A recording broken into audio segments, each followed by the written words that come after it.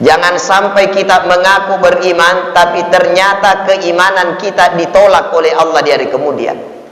Banyak orang nanti di hari kemudian yang mengaku beriman kepada Allah dan hari akhir, tapi kata Allah dalam Al-Quran, wa minan nasi man yaqulu amanna billahi wa bil yaumil akhir wa ma hum bimu'minin. Pada hari itu kata Allah, wa minan nasi man yaqulu amanna billahi wa bil yaumil akhir. Banyak di antara manusia yang mereka mengatakan saya beriman kepada Allah dan hari akhir, tapi kata Allah, wa ma hum bimu'minin, sungguh mereka itu bukanlah orang-orang yang beriman. Bayangkan jikalau di hari kemudian Allah yang tolak keimanan kita, kemana lagi kita akan menghadap? Bismillahirrahmanirrahim. Assalamualaikum warahmatullahi wabarakatuh.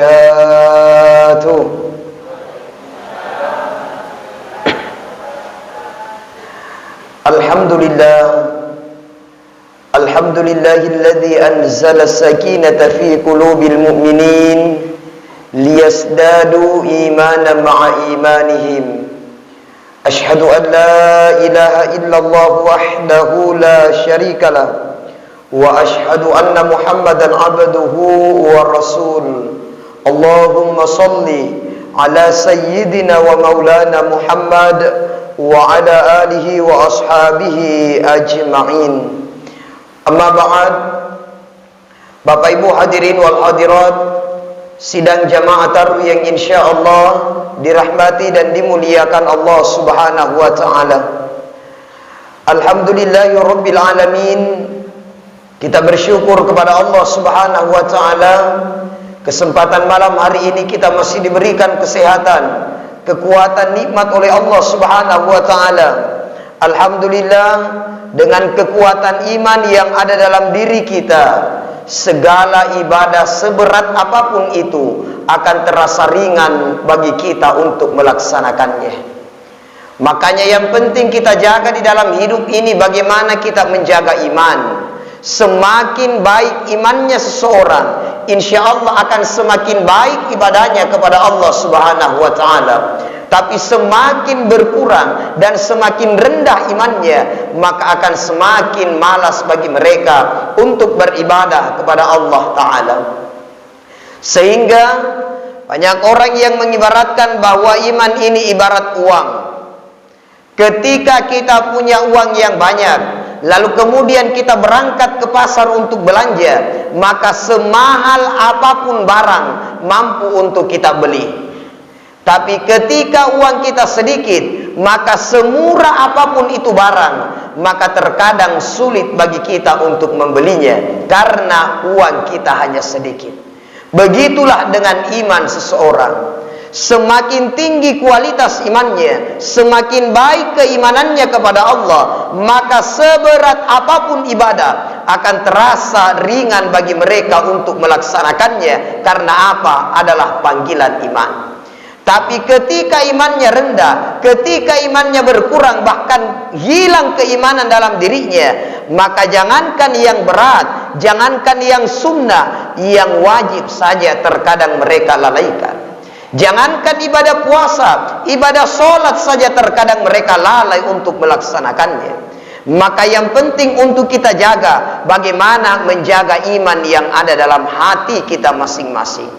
Seorang Pak bisa saja kehilangan hartanya, tapi jangan sampai kehilangan iman. Seorang bisa saja kehilangan jabatannya, tapi jangan sampai kehilangan iman. Seorang bisa saja kehilangan keluarganya, tapi jangan sampai kehilangan iman. Seorang bisa saja kehilangan daripada usaha dan mata pencahariannya, tapi jangan sampai iman kita yang hilang. Kalau seorang kehilangan harta tapi masih ada iman, maka masih ada yang menopang daripada kehidupannya. Seorang kehilangan keluarga tapi masih ada iman, masih ada iman yang menopang daripada kehidupannya untuk bertahan hidup di dunia. Bagaimana Nabi Ayub alaihissalam yang dulunya kaya raya, tapi tiba-tiba habis hartanya, tapi masih ada iman dalam dirinya Nabi Ayub. Nabi Ayub tidak pernah risau dengan hal itu.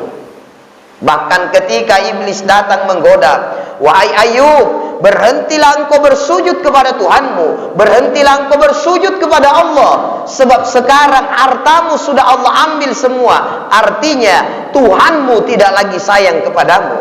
Apa jawaban Nabi Ayub sebagai orang yang beriman? Iblis, meskipun sekarang saya tidak punya harta apa-apa, tapi saya bersyukur kepada Allah karena saya juga sudah pernah merasakan bagaimana rasanya menjadi orang yang kaya.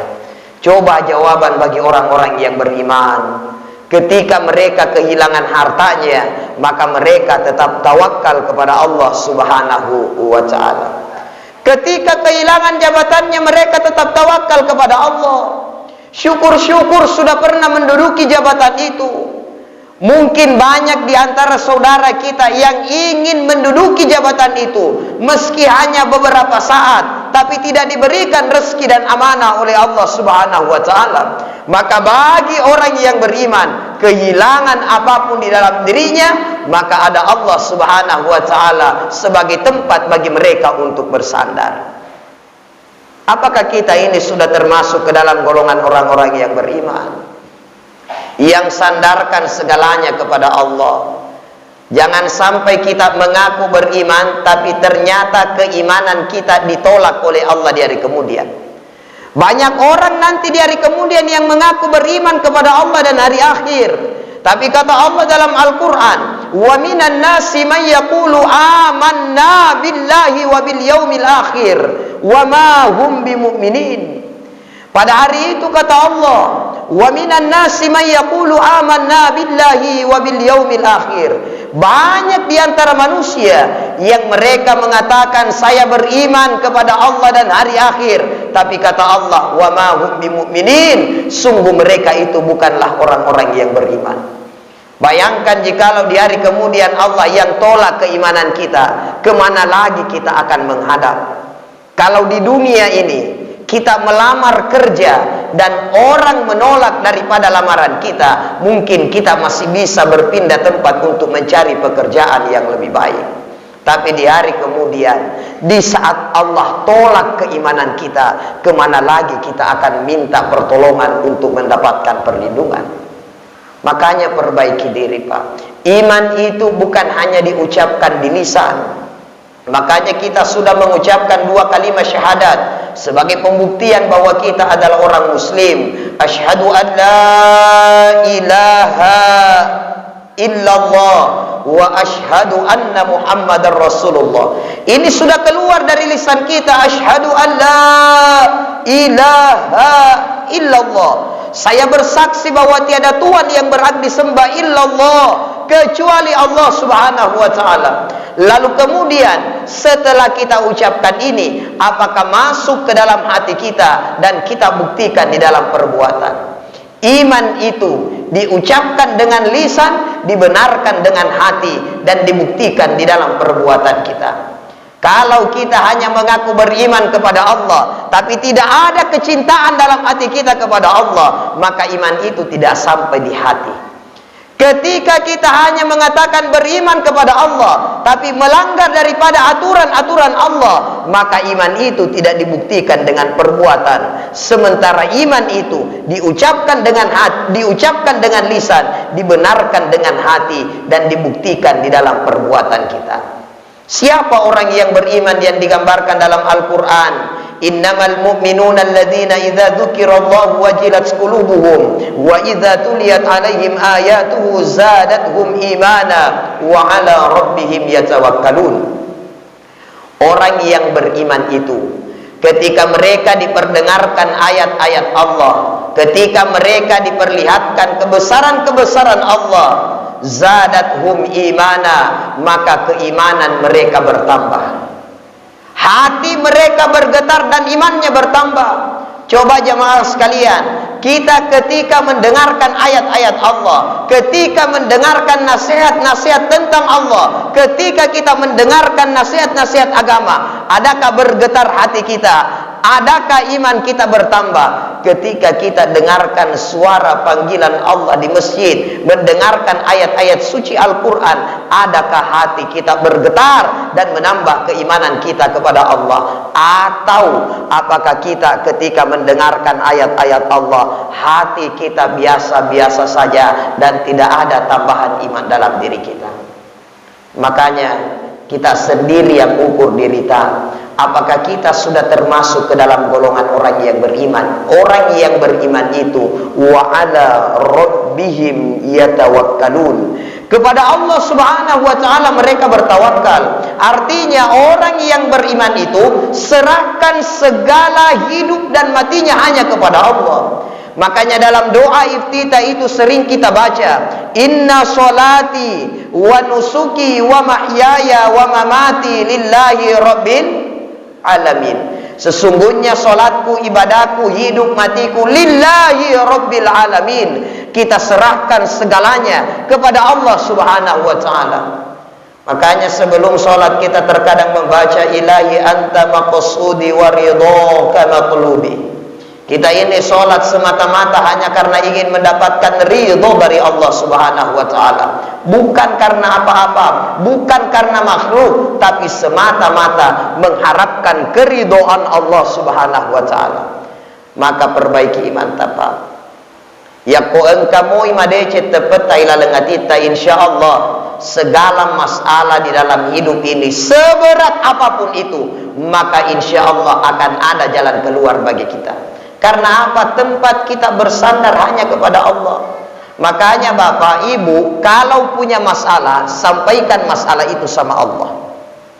Ketika kita sukses, bersyukur dengan kesuksesan itu. Ketika kita berhasil, coba perbanyak sedekah. Ketika kita berhasil, banyak-banyak bersyukur kepada Allah. Bukan ketika kita berhasil, lalu kemudian kita pamer keberhasilan itu, tapi tidak mendekatkan diri kepada Allah. Kalau kita berhasil Pak, dan kita pamerkan keberhasilan itu kepada orang-orang yang ada di sekitar, belum tentu orang-orang yang melihat keberhasilan kita, kerabat, teman, bahkan keluarga yang melihat keberhasilan kita, belum tentu mereka ikut senang ketika kita berhasil. Tapi terkadang ada orang di saat kita berhasil mereka susah. Dan ketika kita susah, tidak usah nampakkan kesusahan itu kepada banyak orang. Apalagi mau curhat kiri kanan, apalagi mau update status di Facebook, di WA, di media sosial ketika kita punya masalah. Kenapa? Kalau orang yang tahu masalah bahwa kita punya masalah, belum tentu mereka semua simpati, belum tentu mereka semua sedih di saat kita punya masalah. Bahkan terkadang orang dekat kita senang di saat kita diperhadapkan dengan satu masalah yang besar. Maka orang yang beriman, tiada tempat mereka berserah kecuali hanya kepada Allah. Maka orang yang beriman itu Pak Ibu tidak pernah lupa dengan Allah dalam keadaan apapun. Di saat dia senang, mereka tetap memperbaiki ibadah. Di saat mereka senang, mereka tetap sujud kepada Allah. Di saat mereka senang, mereka tetap berdoa mendekatkan diri kepada Allah. Maka di saat mereka mendapatkan masalah, maka turun pertolongan Allah Subhanahu wa taala untuk dirinya. Cuma kita terkadang ini manusia Pak, ketika kita ini senang, lupa kepada Allah. Tapi ketika kita susah, baru kita menghadap, bersujud, menangis di hadapan Allah Subhanahu wa taala. Kepada manusia juga kita terkadang seperti itu Pak Ibu. Kalau kita susah baru makin mau datang di tetangga minta tolong, menangis-menangis, bantu kakodong, bantu lalu kak susah kak ini, kita jadi bisa bantu kak. Pas kita berada di puncak di atas, terkadang kita melupakan tetangga-tetangga yang pernah membantu kita di saat kita dalam keadaan susah. Tapi orang yang beriman Pak, insya Allah tidak memiliki sifat yang seperti itu. Mereka tetap ada kebesaran-kebesaran Allah di dalam hatinya. Dalam keadaan senang dan susah, mereka selalu ingat kepada Allah Subhanahu wa taala. Bayangkan jikalau saat kita senang-senangnya Allah cabut segala nikmat dari kita. Banyak Pak orang yang seperti itu. Di saat dia berada di atas, sementara menikmati daripada kesuksesannya, tiba-tiba dibalikkan oleh Allah Subhanahu wa taala Dulunya dia punya jabatan yang tinggi, dibalikkan oleh Allah Subhanahu wa taala. Dulunya dia kaya, dibalikkan kekayaannya oleh Allah habis rata. Karena apa? Ketika Allah berkehendak, tiada yang sulit bagi Allah. Innama amruhu idza arada syai'a ay yaqula lahu kun fayakun. Kalau Allah yang berkehendak, tiada yang sulit bagi Allah. Allah cukup katakan kun fayakun, jadi maka jadilah dia. Maka orang-orang yang beriman selalu menyadari bahwa segala yang dia miliki di dunia ini, semua itu hanyalah karunia dan titipan dari Allah Subhanahu wa taala yang sementara dititipkan untuk dirinya. Maka mari jaga iman, Pak. Bagaimana caranya menjaga iman ini? Kata Rasulullah, jadidu imanakum. Jaga dan perbaharuilah imanmu. Kaifa nujaddiduka minal imana ya Rasulullah? Sahabat bertanya, bagaimana caranya memperbaharui iman ya Rasulullah? Wa qala Rasul aktsiru min qawli la ilaha illallah. Perbanyak olehmu mengucapkan kalimat la ilaha illallah. Jadi duduk-duduk Pak kita zikir la ilaha illallah, la ilaha illallah, la ilaha illallah, la ilaha illallah, la ilaha illallah. Banyak-banyak zikir. Kalimat ini akan memperbaharui daripada keimanan kita kepada Allah Subhanahu wa taala. Bergaullah dengan orang-orang yang beriman. Bergaullah dengan orang-orang yang baik supaya apa? Keimanan kita ini tetap terjaga. Jamaah taruh yang dimuliakan Allah Subhanahu wa taala, kita mampu melalui bulan suci Ramadan ini dengan ibadah yang istiqomah, dengan ibadah yang sempurna itu bukan karena apa-apa, tapi karena masih ada iman yang ada dalam hati kita. Seorang mampu berpuasa, menahan lapar dan dahaga mulai dari terbitnya fajar sampai terbenamnya matahari, di tengah kesibukan mereka bekerja, dan di saat tidak dilihat orang, mereka mampu menjaga lapar dan dahaganya, tidak makan dan tidak minum meski dia dalam keadaan sendiri. Kenapa? Karena mereka yakin selalu dilihat dan disaksikan oleh Allah Subhanahu wa taala. Itulah hebatnya orang yang beriman. Mereka akan senantiasa mampu menjaga dirinya dari dosa-dosa meskipun tidak terlihat oleh manusia, karena mereka yakin mereka dilihat oleh Allah. Orang yang beriman itu beriman kepada para malaikatnya Allah, yakin bahwa ada malaikat yang senantiasa mencatat daripada amalan-amalan yang dia lakukan. Baik dicatat baik oleh malaikat, buruk dicatat dosa oleh malaikatnya Allah Subhanahu wa taala.